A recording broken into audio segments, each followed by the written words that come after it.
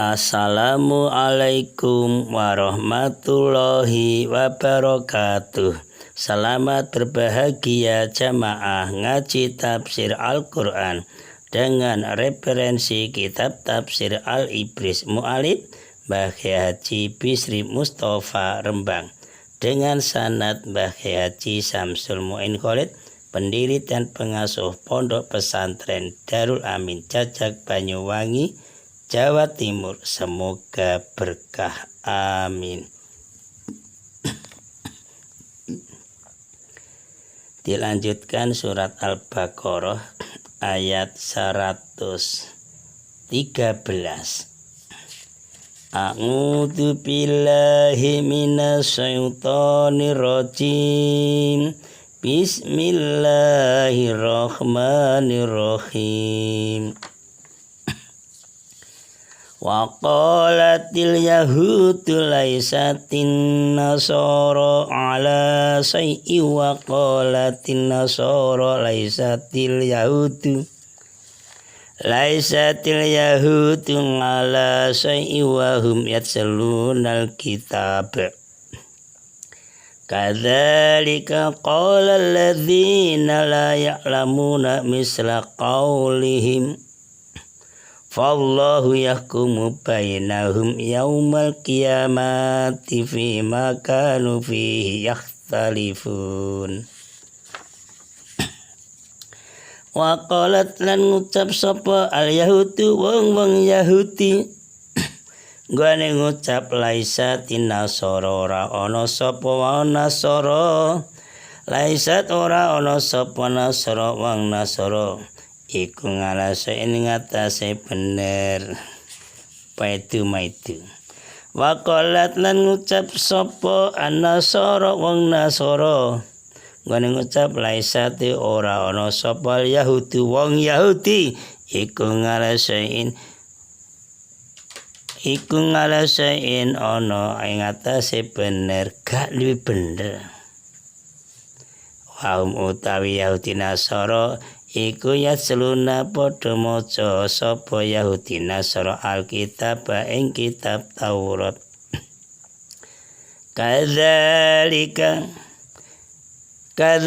kaya mengkono pangucap kang wis den tinutun Kola ngucap sapa ladina wong akeh layak lamuna kang ora ngerti sapa ladina ngucap misla qalim ing umpamane pengucap Yahudi Nasara. Orang musyrik wong gak kenal ganti kitab juga gitu. Memang ada kok agama tidak punya kitab, tidak punya nabi, memang ada. Seperti aliran kepercayaan Sabto Dharma, tidak ada nabinya, tidak ada kitabnya. Fa'ulahu maka Gusti Allah iku yahkumu ngukumi sapa Allah bainahum ing dalem antarane menungso yaumal kiamat ing dalem dina kiamat fima ing dalem barang kanu kang ana sira kabeh menungso kabeh fi ing dalem iku yahtalifuna padha sulaya persulayaan sapa menungso kabeh. Ayat 113. Ayat 113 surah Al-Baqarah. Ini temanya anggapan orang Yahudi terhadap orang Nasrani dan sebaliknya. Temanya ya seperti kemarin Allah menerangkan ahli kitab dalam keadaan pertentangan pendapat perselaian, dan masing-masing pendapat orang ahli kitab itu tidak didasarkan pada prinsip yang benar, tetapi hanya berdasarkan dari angan-angan belaka. Ayat 113. Orang Yahudi beranggapan bahwa orang-orang Nasrani tidak mempunyai pegangan sedikit pun, tidak punya kebenaran. Nah, disitulah orang Yahudi mengingkari Al-Masih.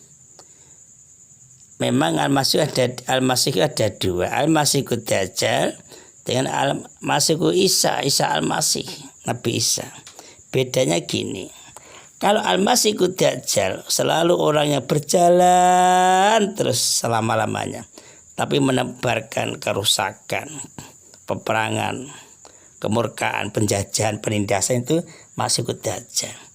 Berlawanan dengan Isa Al-Masih, Kanjeng Nabi Isa itu berjalan dakwah terus menebarkan kenyamanan, perdamaian, kebaikan. Itulah bedanya. Mudah-mudahan kita ngikuti Al-Masih, Nabi Isa, Isa Al-Masih, dakwah terus, nyaman hidupnya, menebar kebaikan. Ya. Nah, disinilah orang Yahudi itu loh mengingkari Nabi Isa, padahal orang Yahudi kan juga membaca kitab Taurat yang di dalamnya terdapat berita kabar tentang kedatangan Nabi Isa. Itu gak percaya. Bahkan orang Yahudi kurang ajar. Itu memberikan sebutan pada Nabi Isa atau Al-Masih itu dengan sebutan tidak pantas. Tidak pantas belas. Ya, anaknya orang Cina, kan gak pantas tuh itu. Nah, sedangkan orang Nasrani itu juga beranggapan bahwa orang Yahudi itu tidak mempunyai pegangan agama yang benar, yang hak. Buktinya orang Yahudi telah mengingkari kenabian Nabi Isa, tidak percaya. Berarti kan bodoh, ingkar, tidak punya pegangan. Yang bertindak sebagai penyempurna agama mereka itu kan Nabi Isa, tidak percaya. Padahal orang Yahudi itu membaca kitab Taurat yang semestinya tidak akan terjadi tuduh menuduh. Memang dasar juga tuduh menuduh gitu aja. Kalau demikian mereka, yaitu orang Yahudi, mengatakan sesuatu yang tidak tercantum dalam kitab mereka. Tidak ada buktinya. Karena kitab Taurat itu memuat berita gembira tentang kedatangan Al-Masih, Nabi Isa, sebagai penyempurnakan peraturan-peraturan agama yang dibawa oleh Nabi Musa. Bukan untuk membatalkan, tidak. Melanjutkan itu loh. Estafet itu. Jadi kitab Injil itu meneruskan dari kitab Taurat. Nabi Isa itu meneruskan syariat Nabi Musa. Itu orang Yahudi ngengkel, tidak percaya, mengingkari, tidak mengakui. Tetapi mengapa ya sampai terjadi orang Nasrani membatalkan sama sekali agama orang Yahudi? Akhirnya kan gitu akhirnya. Saling membatalkan, saling menuduh, saling berpisah, terpecah belah, bercerai-berai itu. Secara singkat dapat dikatakan bahwa agama mereka itu loh sebenarnya satu, asli satu agamanya, tauhid. Hanya saja karena ada bagian-bagian yang dibuang dari isi kitab itu, yang tidak senang dibuang, diganti yang disenangi menurut hawa nafsu. Akhirnya apa? Terjadi tuduh menuduh.